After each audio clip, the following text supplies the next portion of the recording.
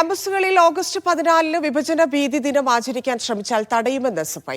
ദിനം ആചരിക്കണമെന്ന് ആവശ്യപ്പെട്ട് സർക്കുലർ അയക്കാൻ ഗവർണർക്ക് അധികാരമില്ല.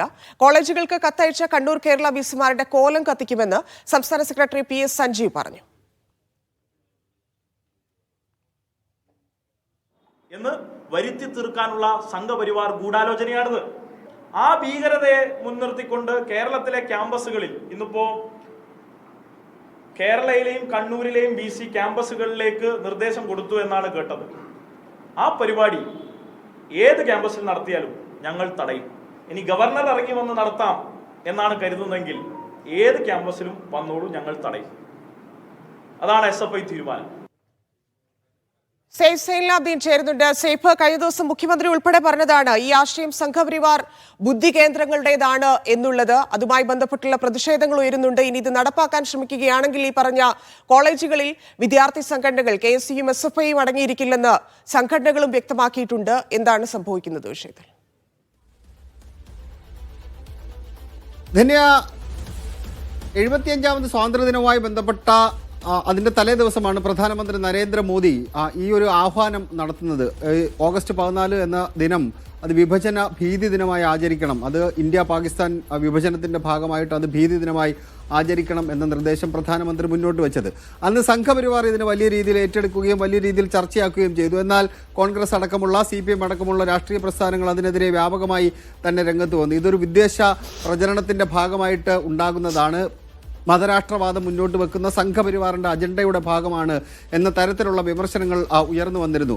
അതിന് പിറ്റേ വർഷം, അതായത് 2021 പ്രധാനമന്ത്രി ആഹ്വാനം നടത്തുന്നു. 2022 തന്നെ കേരളത്തിലെ സർവകലാശാലകളിലും മറ്റും അങ്ങനെ ഒരു നിർദ്ദേശം കേരളത്തിലെ എല്ലാ സർവകലാശാല BCമാരും കീഴ്ഘടകങ്ങൾക്ക് നൽകുന്നുണ്ട്. അതായത് കേരളത്തിലെ എല്ലാ ക്യാമ്പസുകളിലേക്കും പ്രിൻസിപ്പൽമാർക്ക് അങ്ങനെ ഒരു നിർദ്ദേശം നൽകുന്നുണ്ട്. പക്ഷേ കേരളത്തിലെ ഒരു സർവകലാശാലയിലെയും പ്രിൻസിപ്പൽമാർ അത് അംഗീകരിക്കാൻ വേണ്ടി തയ്യാറായില്ല. അവർ ഒരു കാരണവശാലും അത് ആചരിക്കില്ല എന്ന നിലപാട് സ്വീകരിക്കുകയായിരുന്നു.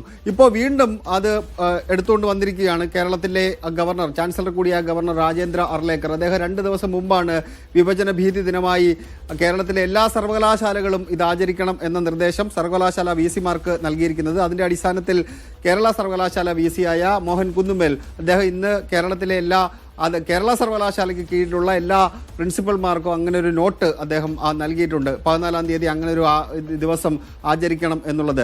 സംസ്ഥാന സർക്കാരിന്റെ നിലപാട് തന്നെ ഇപ്പോൾ സൂചിപ്പിച്ചപ്പോൾ തന്നെ മുഖ്യമന്ത്രി പിണറായി വിജയൻ വ്യക്തമാക്കിയിട്ടുണ്ട്. സംഘപരിവാർ സ്വാതന്ത്ര്യത്തിന് വേണ്ടി എന്തെങ്കിലും ചെയ്തിട്ടുള്ള ആൾക്കാരല്ല.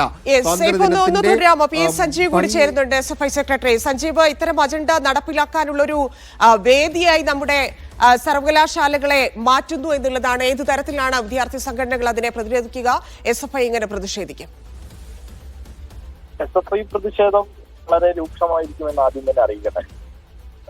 സംഘപരിവാറിനോടുള്ള പ്രതിഷേധം ഏതെങ്കിലും ജനാധിപത്യ രീതിയിൽ തന്നെ മാത്രം നടത്തിയത് കൊണ്ട് മതിയാവില്ല എന്ന് ഞങ്ങൾ തിരിച്ചറിയും. ജനാധിപത്യത്തെ കുറിച്ച് അറിയുന്നവരോട് മാത്രമേ നമുക്ക് ജനാധിപത്യത്തെ കുറിച്ച് സംസാരിക്കാനും സംവദിക്കാനും കഴിയുകയുള്ളൂ. ഫാസിസ്റ്റിക് പ്രവണത പുറത്തെടുത്തുകൊണ്ടിരിക്കുന്ന RSS ഏറ്റവും അവസാനം അവരുടെ ഗവർണറിലൂടെ പുറത്തു വിട്ടിട്ടുള്ള ഈ സർക്കുലർ ഹൊറർ ഡേ, ഈ രാജ്യത്തെ ബാധിച്ചിരിക്കുന്ന ഏറ്റവും വലിയ ഹൊറർ RSS ആണെന്ന് ഈ രാജ്യത്തെ വിദ്യാർത്ഥികൾ മനസ്സിലാക്കുന്നു. അതിന്റെ അവസാനത്തെ ഉദാഹരണമാണ് ഇന്ത്യൻ സ്വാതന്ത്ര്യ ദിനത്തെ അതിനെ കവച്ചു വെക്കാൻ അല്ലെങ്കിൽ അതിന്റെ പ്രാധാന്യം തോർത്തിക്കളയാൻ ഇത്തരത്തിലുള്ളൊരു തീരുമാനവുമായി അവർ മുന്നിട്ടിറങ്ങിയത്. യഥാർത്ഥത്തിൽ ഇന്ത്യൻ വിഭജനം ആദ്യമായത് എങ്ങനെയാണ് ഇന്ത്യൻ വിഭജനത്തിലേക്ക് കാര്യങ്ങൾ നീങ്ങിയത് എന്ന് ചരിത്രത്തിൽ നിന്ന് നമ്മൾ നോക്കിയാൽ ഇന്ത്യയിലെ വർഗീയ ശക്തികളാണ് അതിന് കാരണക്കാർ എന്ന് നമുക്ക് കാണേണ്ടതായി വരും. ആ വർഗീയ ശക്തികളിൽ ഒരു ഭാഗത്ത് ഈ പറഞ്ഞ ഹിന്ദു മഹാസഭയും RSSഉം പരിവാർ സംഘടനകളും ഒക്കെ ഉണ്ടായിരുന്നു, വ്യത്യസ്ത ആവശ്യങ്ങളുമായി. അപ്പൊ ആ നിലയിൽ നമ്മളിത് കാണുമ്പോൾ ഇന്ന് അവർ തന്നെ മുന്നോട്ട് വെച്ച് അവർ തന്നെ ഉദ്ദേശിച്ച ഈ പറഞ്ഞ വിഭജനവും തുടർന്ന് ഇവർ നടത്തിയ കലാപവും അതിനെ ലെജിറ്റിമൈസ് ചെയ്യാൻ അല്ലെങ്കിൽ ആ കലാപത്തിൽ നിന്ന് ഊന്നി വന്നതാണ് ഇന്ത്യയിൽ ഓഗസ്റ്റ് 14 നടത്തിയിട്ടുള്ള ഇവർ ഇന്ത്യയിലെമ്പാടുമുള്ള അങ്ങോട്ടും ഇങ്ങോട്ടും 2 രാജ്യങ്ങളായി പലായനം ചെയ്യുന്ന ഘട്ടത്തിൽ നടത്തിയിട്ടുള്ള കലാപങ്ങൾ. ആ കലാപങ്ങളിൽ നിന്ന് ഊന്നിയിട്ടുള്ള വികാരം തൊട്ടുണർത്താനും ഇന്ത്യയുടെ ദേശീയത പൂർണ്ണമായും ഈ വർഗീയതയിൽ നിന്നാണ് എന്ന് ഉരുത്തിരിഞ്ഞെടുക്കാനുമുള്ള RSS കുടില ബുദ്ധിയാണിത്.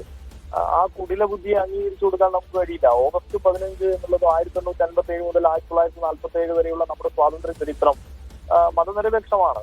ആ മതനിരപേക്ഷ കാഴ്ചപ്പാടിനെ ഇല്ലാതാക്കാൻ, റദ്ദ് ചെയ്യാൻ ഇത്തരത്തിലുള്ള ശക്തികൾ അന്ന് തൊട്ടേ ശ്രമിച്ചിരുന്നു. അതിന്റെ തുടർച്ചയായി വേണം ഇതിനെ കാണാൻ.